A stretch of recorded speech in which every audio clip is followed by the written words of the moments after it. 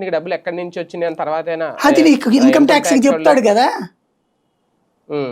జగన్ ఉన్నప్పుడే చెప్పుంటాడు కదా, లెక్కలు వేసుకుంటాం కదా మనం అకౌంట్లో, వేయాలి కదా రిటర్న్స్. మరి రిటర్న్స్ ఫైల్ చేసినప్పుడు ఇంకేముంటుంది ప్రాబ్లం? రిటర్న్స్ ఫైల్ చేయడం అంటే ఇట్ ఈజ్ లీగల్ కదా.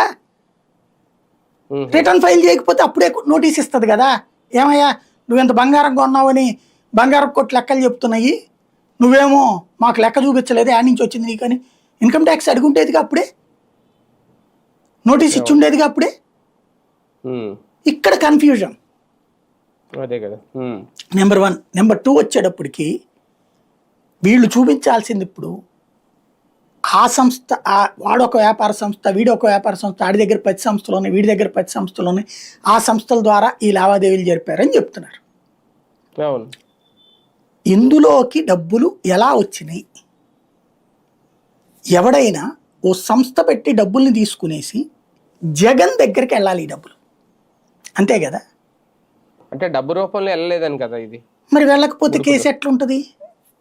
ఈ కంపెనీలు ఈ బంగారం ఈ రూపంలో వెళ్ళింది వాళ్ళ దగ్గరికే, ఆ కంపెనీలకు ఓనర్లుగా వాళ్ళే ఉన్నారుగా, ఆస్తి వాళ్ళ దగ్గరే రొటేట్ అవుతుందా?